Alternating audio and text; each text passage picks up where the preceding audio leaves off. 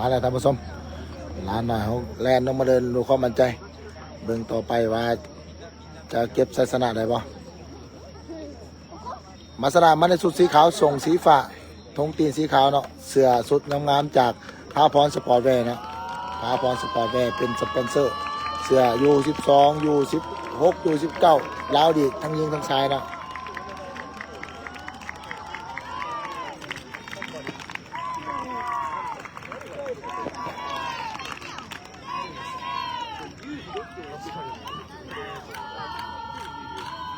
มาสลาเป็นไฟเคลียร์บานก่อน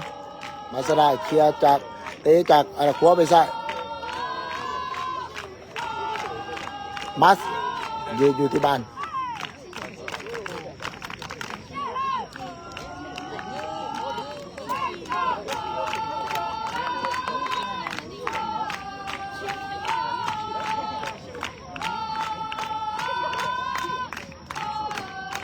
ว่าเสียงเสียนี่เจ้าภาพนะ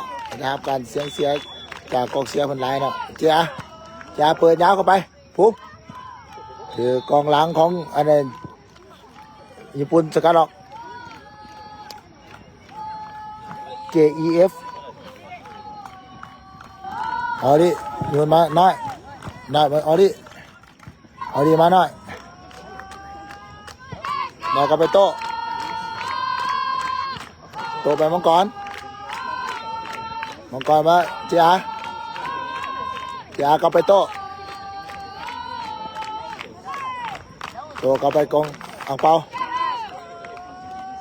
เข้ามาน้อยไปภูมิ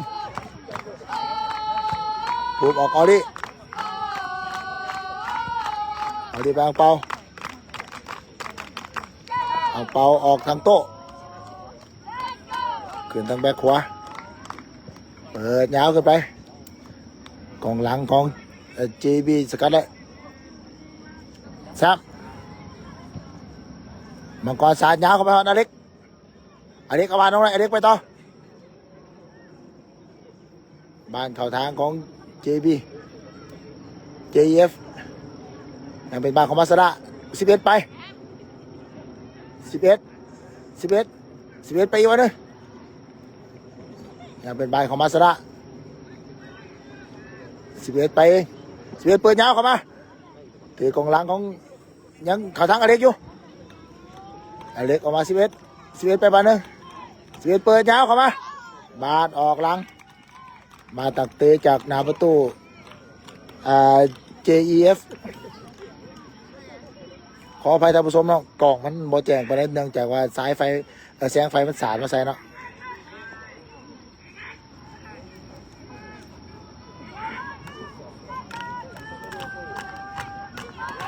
ทางอาจารย์สั่งไล่บีบหน้าไล่บีบกินเลยเนาะจะบีบอะไรวะเนื่องจากว่าทักษะของนี่เข้าทางแล้วเข้าทางจ่ายิงปุ้มยางบอทันโอ้ถือว่าอะไรพ้นเนาะบีบหน้าประตูเนาะแต่ว่าพวกสามประตูยังซอยเสียบเลยอยู่จะเอฟโตกลับมากองหลังมังกรสาดขึ้นไปคืนหลังประตู JF ออกมากันแชมป์11มัดไปภูมิ11ยิงสายเลยบอล11ยิง อซื้อประตูพอเปิดเกมมานี่มัสลาเป็นฝ่ายของเกมบุกก่อนเนาะหักท้ายไป2 ลูกแล้ว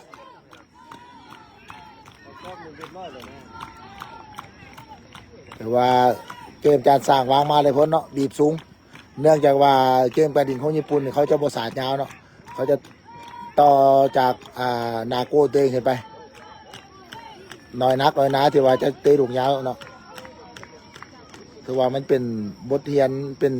กลยุทธ์เป็นเกมของเขาเนาะทุกทีมจะบเตะสายขึ้นสูงแฟดเอาไปโต๊ะกลับขึ้นมาฮะอังเปา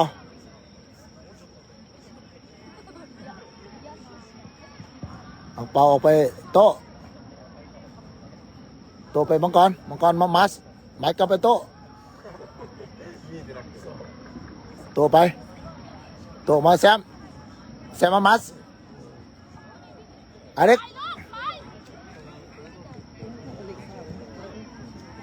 ็กส่งไป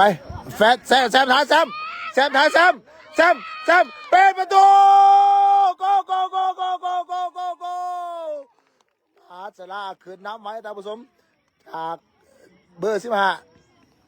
แซมกรรมการวิไลพันธ์แล้วจากการประสานงานอเล็กน้อยเดี๋ยวก็แซมวิไลพันธ์เรือมาไว้ตามผสม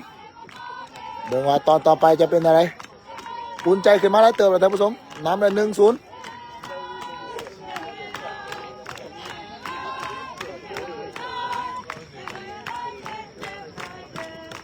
เขาจะเสียเปรียบเรื่องเจ้าภาพเรื่องเดินเนาะเดินเป็นหญ้าเทียมเนี่ยเป็นหญ้าที่ว่าหญ้าเก่าเนาะการสปีดบ้านนี่จะไวหลายเนาะเขาเคยซ้อมหญ้าแท้มาเลยมันจะโอกาสมันการตวงในการทรงบ้านนี่ผิดพลาดหลายบ้านจะเป็นของ GEF อะไรบ้านคอยต่อกันใช่ไหมกองกลางJR ตายมาได้หาทางเอาดิขึ้นไปอังเปาแฟดน้อยมาเอาดิไปJRก็ไปแฟดขึ้นไปอังเปาเอาเป่าไปทั้งโต๊ะมังกรยังไรบ้านอยู่เป็นบ้านของ GF เปิดยาวกันนะเข่ามือบอกสาประตูเอาเป่าสาดยาวกันมาพุ่มบ้านขามพุ่มออกข้างบ้านโยนของ GF เบอร์16 JF เบอร์16โยนมาเบอร์7โยนใกล้ดีใกล้JRเปิดยาวไปหาแซมทันบานบ่แซมยังทันบานอยู่แซมกลับมามังกรมาแซมเปิดยาวขึ้นมาว่าต่ำโอ้บาดออกหลังตั้งเตะจากหน้าประตู JEF โอ้ขออภัยท่านผู้ชมเป็นบาเตะมุมถือกองหลังของ JF สกัดออกเดี๋ยวไก่กับเห็นไปได้ท่านผู้ชมเลยมันมัว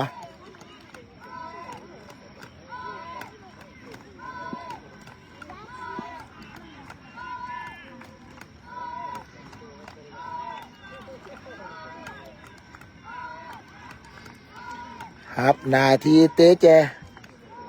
กรรมการวีไรพันธ์แซมนักเตะยิมหวานเบอร์15กรรมการวีไรพันธ์ให้สัญญาณมาแล้วเตะหมูเข้ามาเอาเจี๊ยบหัวตามเข้ามาสวนครับยังไม่ได้โต้นี่เขาโอ้ซื้อบวก3 ประตูอเล็กหน่อยจริงหรือว่ายังซื้อบวก3 ประตู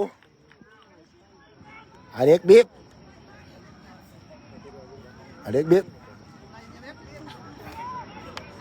แต่ว่าไล่พ้นนอกลูกบีบเลย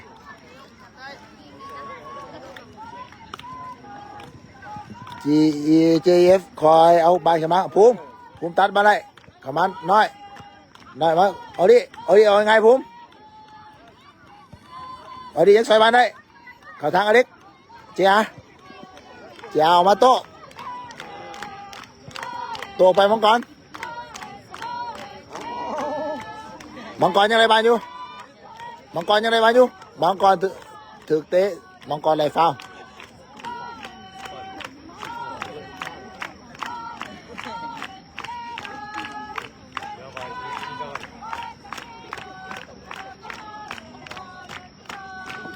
ลูกหนึ่งมาแล้วท่านผู้ชมลูกหนึ่งมาแล้วถ้าอยากให้มั่นใจอยากได้ความมั่นใจต้อง2ต้อง3ถ้า1-0ดีความมั่นใจจะบ่มีเต็มร้อยเนาะท่านผู้ชมโตเตะฟรีคิกขึ้นไปเข้ามือบอกสาประตู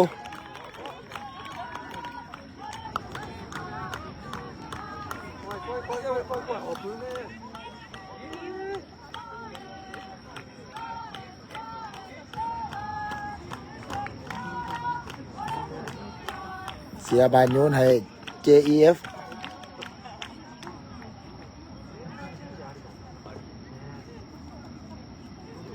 JEF โยนนั่นเป็นบ้านของ JEF บ้านดินชันคือดังข้าพเจ้าวานเนาะทั้งญี่ปุ่นเขาจะบดินบ้านยาวเนาะจะคอยเคาะขึ้นมาจากหน้าประตูเพราะฉะนั้นเขาจะเลยบีบหน้าประตูเลยนี่ยิงไกลออกข้างประตูท่านผู้ชม11มีโอกาสซองแต่ว่าซองข้างประตูไรพ้นเนาะลูกบีบไว้นี่ไรพ้นโตโตไปโตออกเจ้าไปซับแซมเปิดยาวขึ้นมา11เอาหัวต่ำออกหลังตั้งเตะจากหน้าประตู JF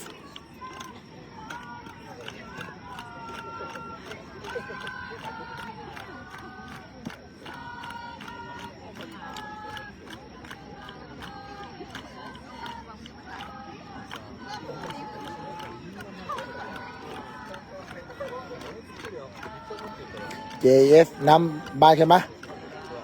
แซมบีบสูงเข้าทางมัสมาเจียเอามา11เจียเอาพุ่มเจียเอาไปทักแซม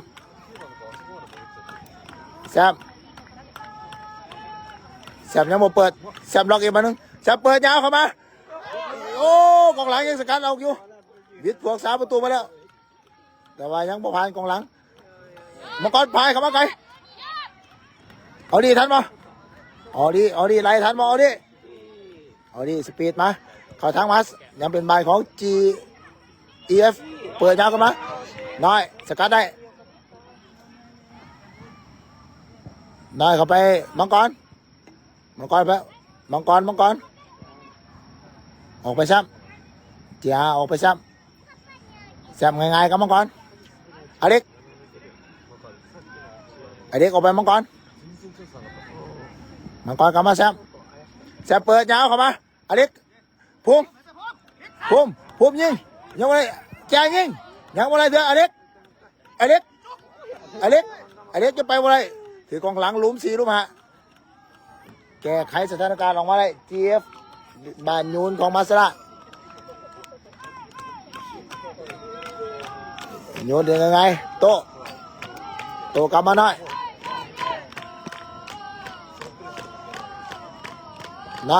ไปเจ้าไป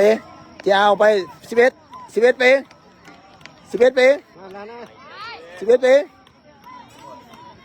เอาไปแซมเปิดเข้ามาบูมใส่ปัญญาจันทโคตรมาแล้วลูกที่2เตะผสมจากการประสานงานของกองหน้าอเล็กภูมิ11แล้วก็แซมถือว่าลูกนี้ให้เครดิต11เนาะพาบานไปแล้วก็ส่งให้แซมเปิดเข้ามาอเล็กส่งต่อภูมิจัดการเรียบร้อย2-0ท่านผู้ชมมาแล้วความมั่นใจมาแล้วโอกาสเห็นแจ้งขึ้นหน่อยนึงเลยท่านผู้ชม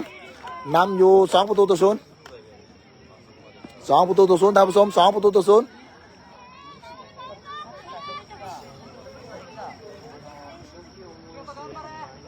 อุ่นใจขึ้นมาแล้วท่านผู้ชมขึ้นมาทานผู้ชมคือสิอุ่นใจขึ้นหนักภาค นักพากย์นี่อยู่ข้างสนามนี่ใจจดใจจ่ออยู่ท่านผู้ชมพากไปน้ำขึ้นฮอดตำบักหุงไปน้ำหิวเข่าพอกพุ่มถือกองหลังเจฟดาวบานขึ้นมาทั้งฝั่งขวาน้อยตัดบานได้น้อยออกไป11ออกมาเจียออกไปทั้งมังก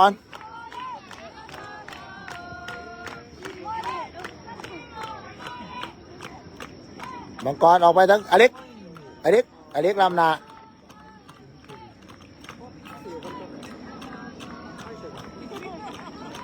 เล็กลำนาก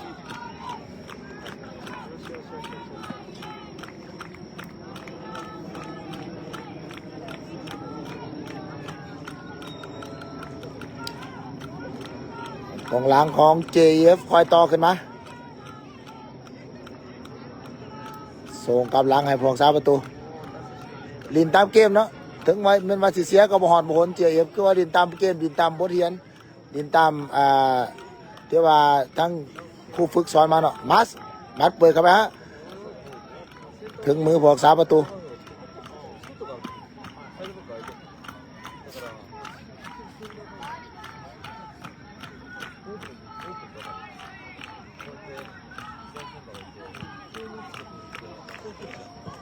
น้อยสกัดมาได้ยังคุกคีก็อยู่เครื่องกลางแต่ว่าลูกนี้ทั้ง GF รุดออกไปเนาะมาเลย3-3เอาดิเบิ่งว่า GFC เฮ็ดอะไรบ่ GF แทงบอลมาทางเข่ามือบอกสาวประตู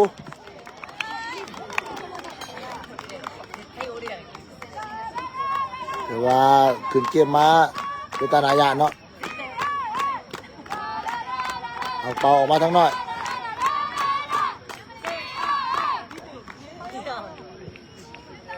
ออกไปทั้งโต๊ะเปิดยาวขึ้นมาฮอนอเล็กกับบานลงแซมมา11ไปพุ่มทันบ่พุ่มซึ่งอะไรบ่พุ่มเลยบ่โอ้โกการประสานงานกันถือว่าไปอะไรดีเนาะจากลูกโตกลับนะจากหน้าประตูตัวเองประสานงานกันขึ้นไปแต่ว่าจากโต๊ะ11ส่งให้ภูมิ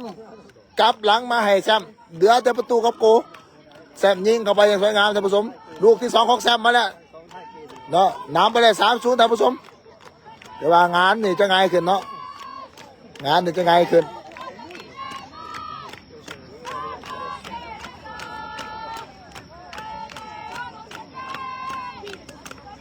เรียกว่าภายหลังลูกที่3เนี่ย JF มีการเปลี่ยนตัวผู้เล่น2 คนเนาะมีการเกมอย่างกระทันหันเนาะ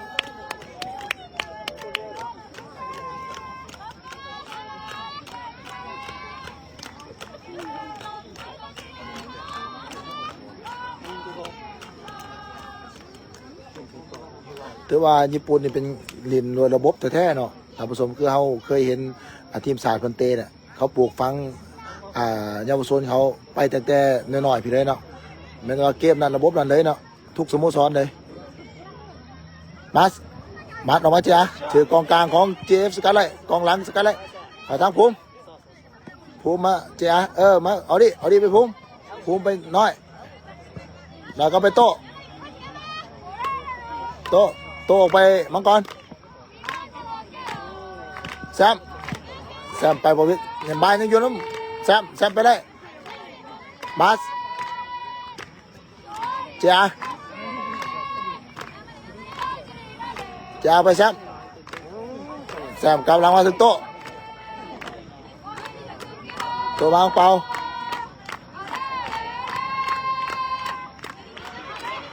เอาเป่าไปโต๊ะ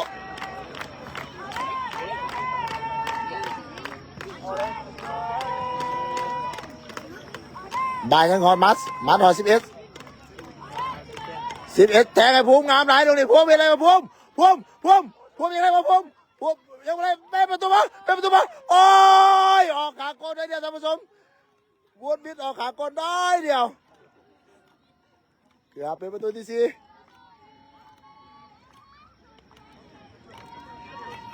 ถือว่าดูตัวกราฟลูกสวนกราฟของมัสรานี่ไรพ้นนะท่านผู้ชม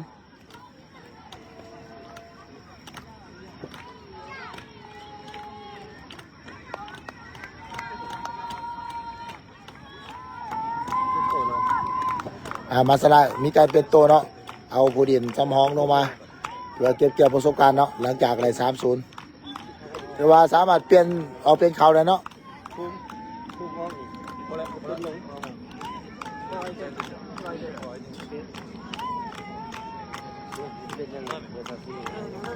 บัส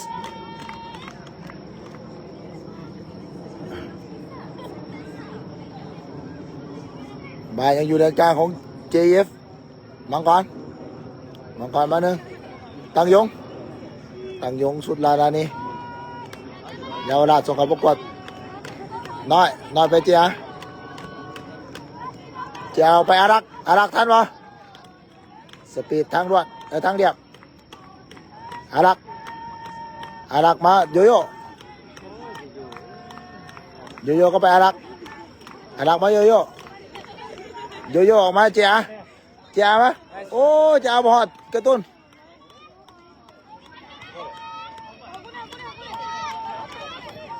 โอ้ตั้งยง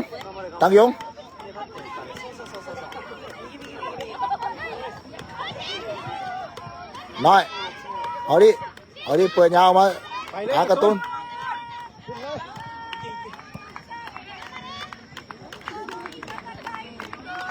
เอาดิเขาไปน้อยมาเอาดิเจียไปน้อยเขาไปตั้งยงออกไปมังกร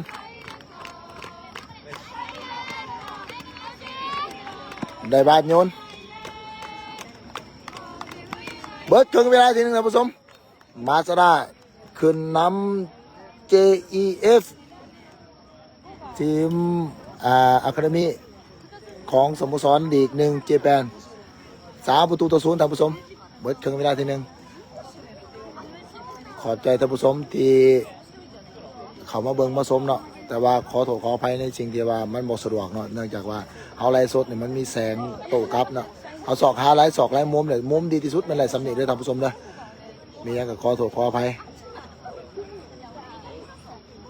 มันบ่แจ้งก็ค่อยๆเบิ่งเอาเพื่ออยากให้พ่อแม่พี่น้องเขาได้เห็นได้เบิ่งน้ำกันเนาะการพากกระถือในพิษเนี่ยให้อภัยกันเนาะท่านผู้ชมเนาะเพื่ออยากให้แฟนคลับได้เบิ่งได้เห็นลูกหลานในโรงเตะบานอยู่ที่แลนอาทิตย์อุทัยดินแดนแห่งปาดิบนะคนมาเนาะ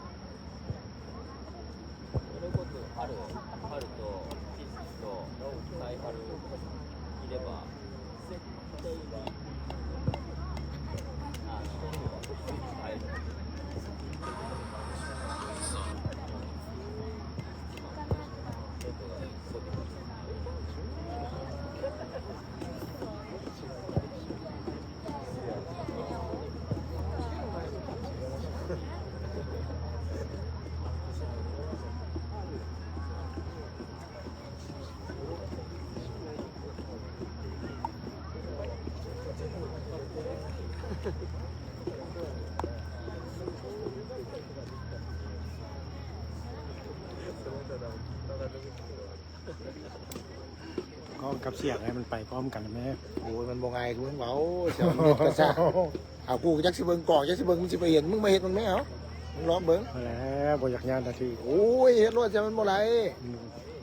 กล้องกับซ่าๆไปได้นี่เน็ตมันซ่ามันบ่ไปมันเป็นเรื่องง่ายๆจักสิพากจักสิเบิ่งสื่อคนจักสิเบิ่งจังได๋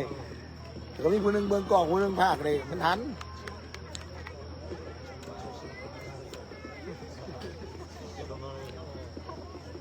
เน็ตกระซ่ามึงเบิ่งขึ้นหลังแม่ยอดหลังบอกเป็นนาทีพุ่น ไม่หรอ เออ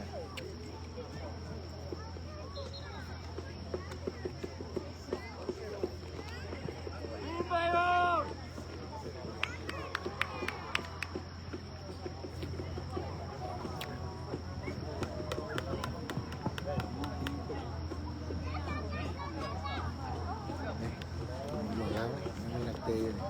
โอ้ยเน็ตมันซ่า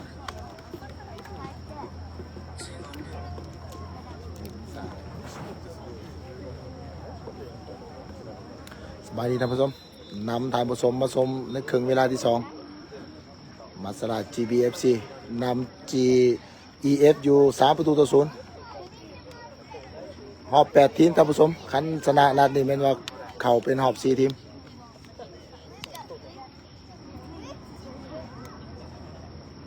ขออภัยท่านผู้ชมเนาะเน็ตเฮาก็อยากซ่า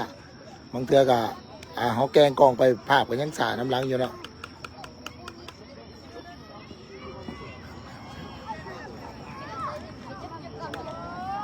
ถึงแม้ว่ามันบ่สมบูรณ์ก็ขอเบิ่งไปนำกันเนาะอดเบิ่งไปนำกันท่านผู้ชม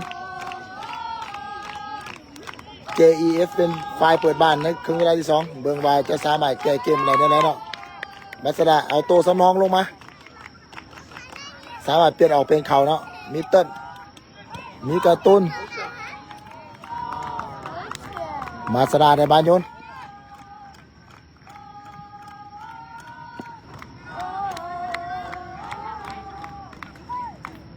เติ้ลโยนบานพลาดต้นโยนบานยุคา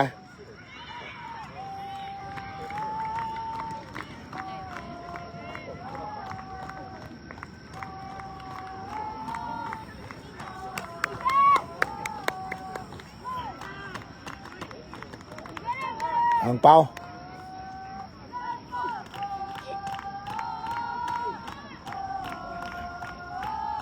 อังเปาไปหน่อยเราไปหน่อย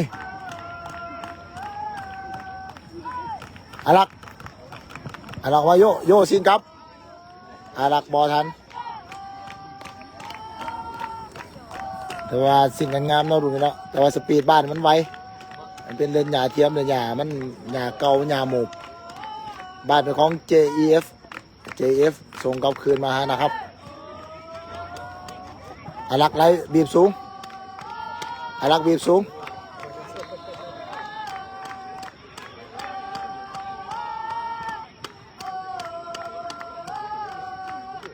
บ้านจะเป็นของ JF คือทางแบ็คขวาก็มา JR ตัดมาได้โยโย่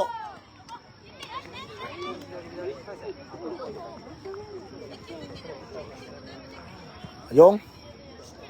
งมาโยโย่เสียบานกลางโยงใต้บานได้โยงไปเจ้าเอาไปอารักบานลำหนา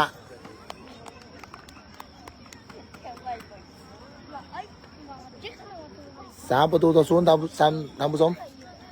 มาสลาขึ้นน้ำ3-0ในครึ่งเวลาที่1ครึ่งเวลาที่2เหลือมาประมาณ2 นาที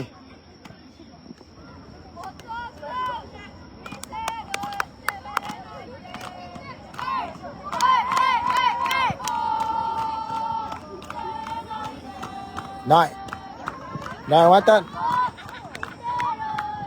ลออกมาฟิโน่บาดออกข้างบาดโยนมาสดา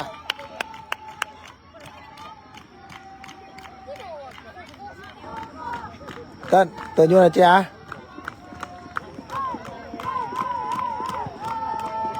อย่าออกไปหนุ่ย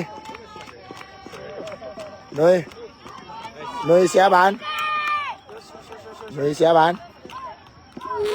เข้าทางของ JF เบอร์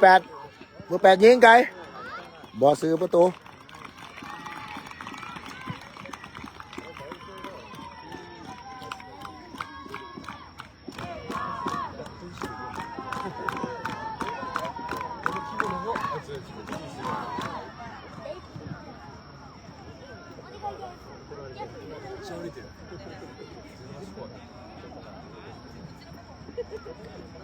ไงหน่อยขออภัยหน่อยเบอร์17หน่อยนุ้ยกลับมาเจีย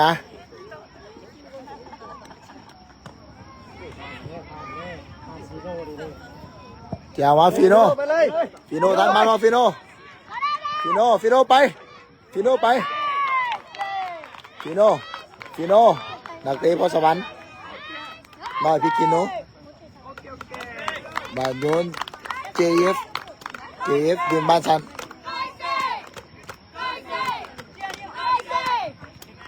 แต่ว่าแก้เพชรมาดีเราดูเนี่ยเจฟแก้เพชรไปดิบ้านกลางอารักซอยบ้านกลางนี่เป็นบ้านของเจฟ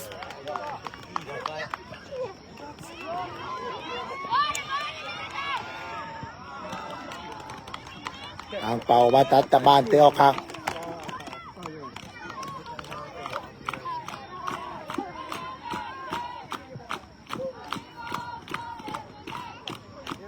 เป่าเจฟ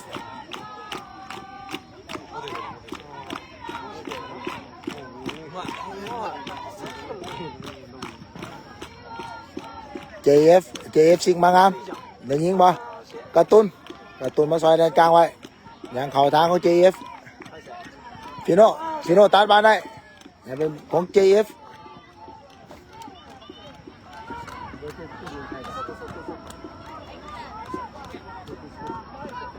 หนุ่ยสกัดออกมาเข่าทางโยเสียบานกลางต้องยงสกัดออกมา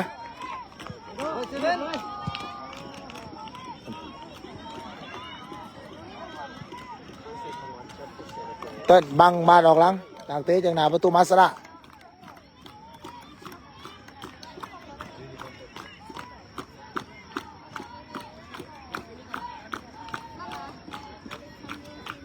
ยงหัวเป่าสาดยาวขึ้นมากระตุ้นเจ้าลงซอยหลังเลยดีเนาะเจ้าเนาะ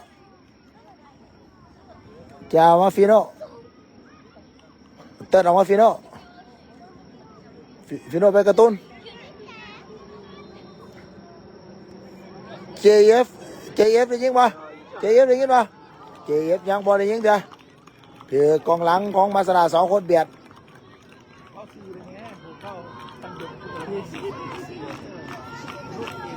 เจ้าน้อย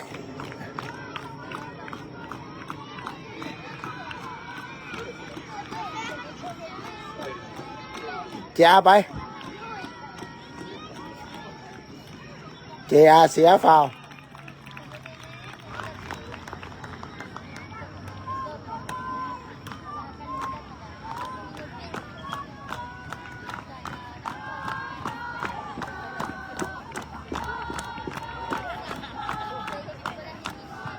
ลูกฟิกิกลูกนี้วังผลเลยเนาะ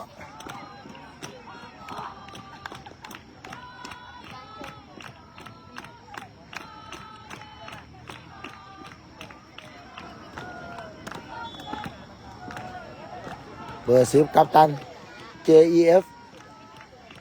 ยิงไกลเข้าไปเข่ามือบวก3 ประตู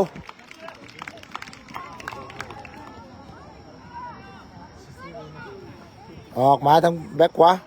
นุ้ย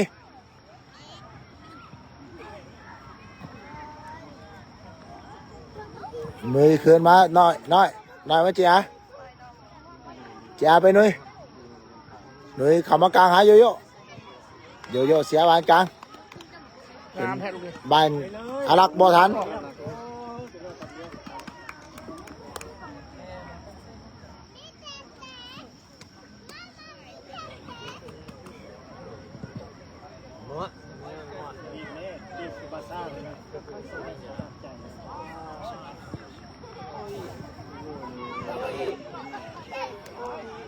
บายเขาทาง JF ถึกนุ้ยสกัดออกได้เขาทางน้อยไปน้อยออกมาฟิโน่ทันบอลฟิโน่บ่ทันฟิโน่ไปต่อกลับคืนหาพงสาวประตูคืนทางแบ็คขวา เข้ามาเบอร์10กองกลางกับตัวทีมขึ้นถึงปีกขวาอารักน้ำบานเจ้าเสียบาแล้วเข้ามือพวกสาประตู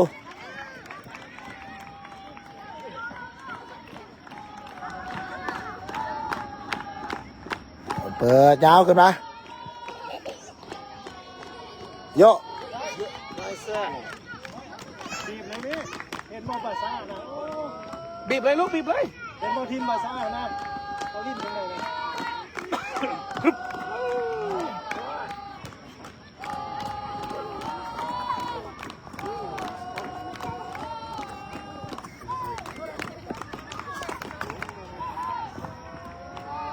หนุ่ยสกัดเข้ามาทางเกียร์ยังไปทางเกียร์เอฟตั้งยงเติ้ลสกัดออกมา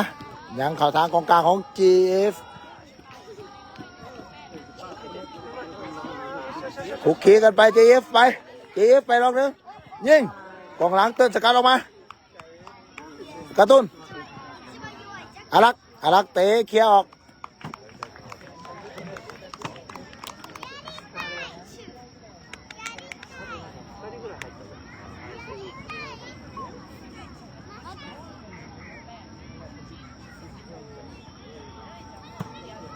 เป็นบานโยนของมาสระ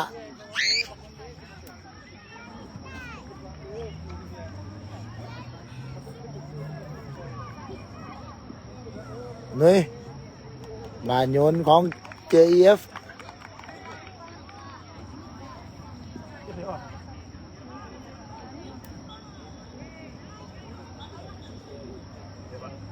ชุดนี้ก็แพ้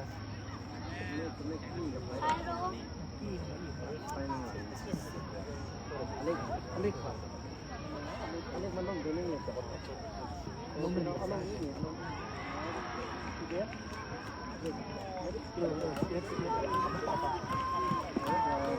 มันจะด่าเมื่อยด้วย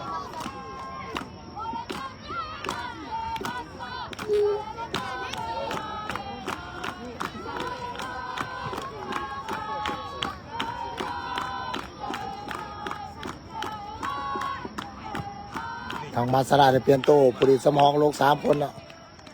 มีแม็กกี้พวกสาประตูเปลี่ยนทางเปาเน่ฟิโนเลยบานไปฟิโนไปฟิโนลุยเร็วฟิโนไปแล้วฟิโนลุยวะฟิโนไปฟิโนไป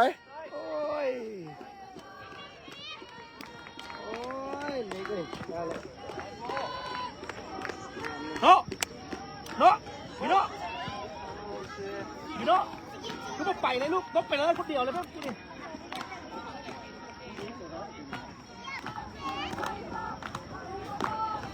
แม็กกี้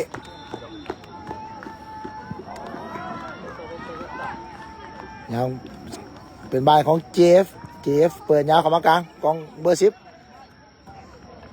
10ยิงกันเลยปะยิงโอ้แม็กกี้เซฟจากสวยงามตรงนี้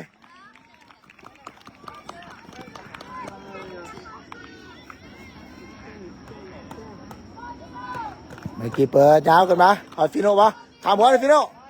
เห็นบอลเบอร์10บาร์เซโลน่านะ เริ่มต้นมาจาก JEF ขึ้นมากองกลาง11เปลี่ยนกับเจียน้อยยังไปได้อยู่น้อยกับมาหนุ่ยลัก16ส่งเข้าประกวด2 คนนี่กระตุ้นเสียบานกลาง11ตัดบานได้11ไปบอดนี่อยู่ไหนบ้านนุ้ยบ้านคุกคีกันอยู่นุ้ยจะกัดออกมา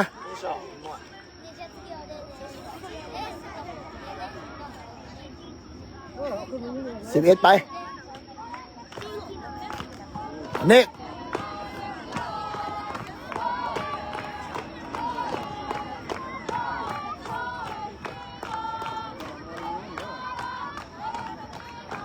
การ์ตูนเบิ่งว่า JF จะยิงได้ปะโอ้จะว่ายังเสียบได้แม็กกี้ใหญ่มาซอยสกัดออกข้าง เล่นในมาตรฐานเนาะมาสด้าตัวสมองเอาแต่ว่าได้ลงมาทุกคนเนาะแต่ว่าขี่ยนต์มาลงไปนี่เจฟยิงไกลเข้าไปยิงแป๊ดลงนี่แม็กกี้ฮับสบายน้อยใจบานพลาดยังเป็นบานของเจฟยิงไกลเข้าไปยางเข้ามือแม็กกี้สบาย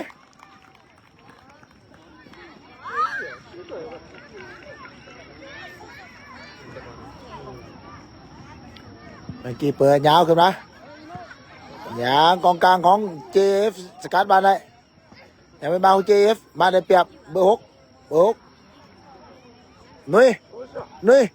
ยังมาซอยเกมหาได้11ใบคุกคีกันอยู่นาโกนยังเคลียร์บอกอยู่11ยิงไกลปะยังบอกยิงเถอะนุ้ยตั้งยงสกัดออกมากระตุ้นออกมาฟิโน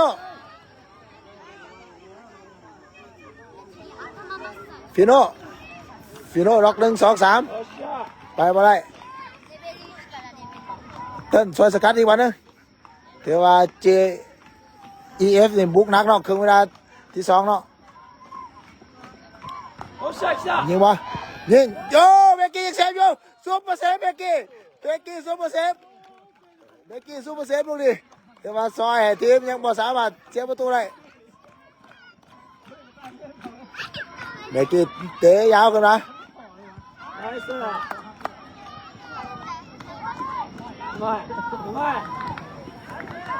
ฟีโน่สไลด์ออกกลาง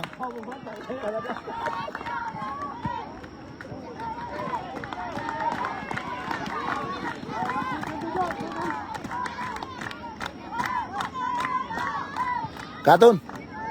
เต้นมาฟีโน่ยังไงฟีโน่มาเต้น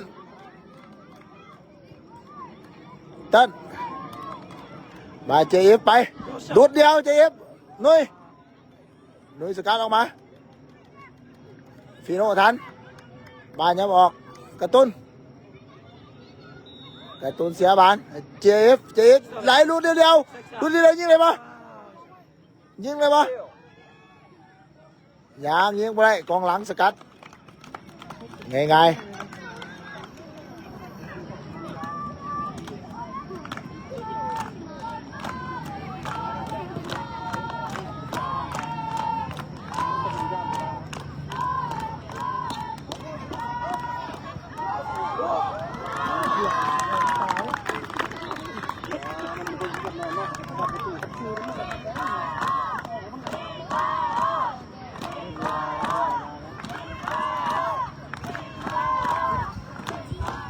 น้อยเปิดยาวกันมาฟิโน่เอาบานลงเลยบอลฟิโน่บานลงเลยไปผ่านกองกลางของอันนั้นเจฟมาเลยฟิโน่นำไปเติ้ลตัดมาเลยเติ้ลออกมาทางโยเปิดมาทางโย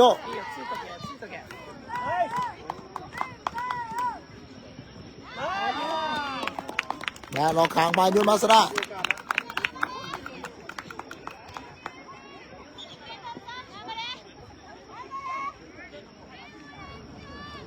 แข่งแน่นรถแข่งแล้วลูกเก่งแล้ว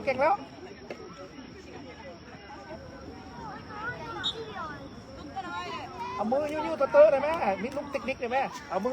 ยูสินะกระตุ้นให้เขาญาติให้ครูเขาเบี้ยเติ้ลออกไป11เสียว่ากระตุ้นออกมาเติ้ลออกไป11โอ้ครับมาสระได้ฟาวเติ้ลจัดการเลยเติ้ล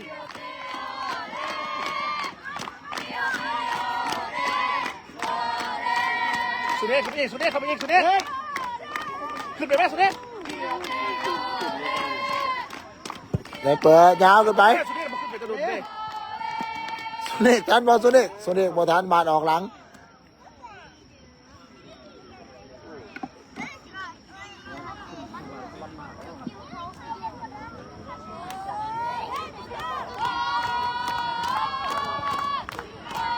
บีบแม่พวกลูกบีบแม่ลูก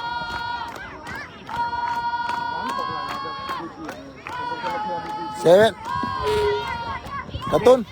ไปให้โย ไปเลยนะโยโยใช่เลย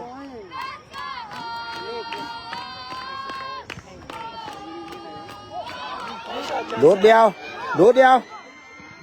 เอาเร็วตัวมาลักกี้ออกมาเซฟสวยทีมเลยดีตรงนี้ดูดเดียวไปแล้ว ไปเลยพี่น้องไปเลยลูกไปเลย ฟิโน่ล็อกหนึ่งฟิโน่ไปสองฟิโน่ไปเองฟิโน่กินเองโอ้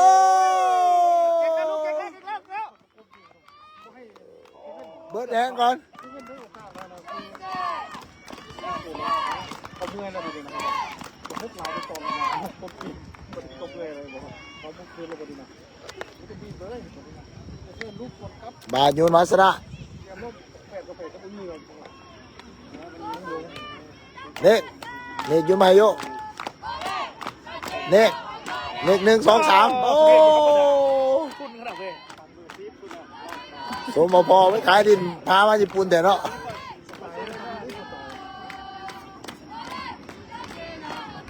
เจฟเปิดยาวขึ้นมาเลยสกัดบานออกกลางเจฟเรียนไว้11ลงมาซอยนี่จ่ายบานพายคำว่ากลางบานของเจฟเติมไปยงสกัดออกมาขาทางเจฟเปิดยาวขึ้นมาย้ำขาทางเต้นยงสกัดออกมาคุกคีกันอยู่กลางกระตุ้นอยู่นาก้นนะครับท่านปะนะครับท่านเข่ามือแม็กกี้เบิร์ดเวลาท่านผู้ชมถือว่าสมบูรณ์แบบมาสนาเอาชนะไป3-0ถือว่าสู่ด้วยความสามารถนะสู่ด้วยทักษะลงทั้งตัวลินแท้ตัวลินสมองมาสนาไล่เข้าไปหอบ4 ทีมท่านผู้ชมมืออื่นแล้วทั้งเพจเขาจะแจ้งว่าเตะจักมุงเนาะรายการเตะ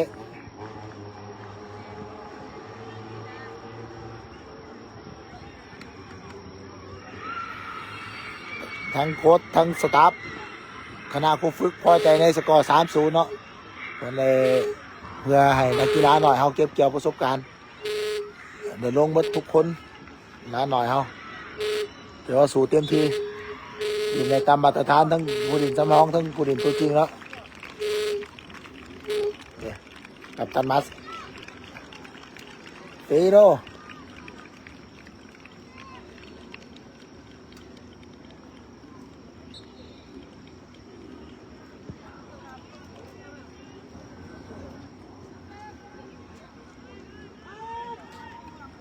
จะขาดออสการ์เนาะออสการ์เจ็บพวกเขาเนาะ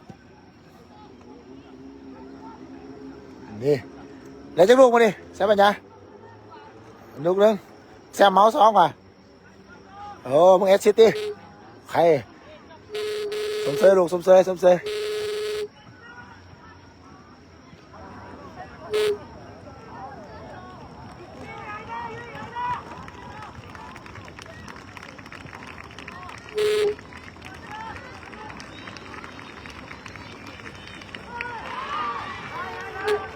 ขอบใจครูฝึกสตาฟ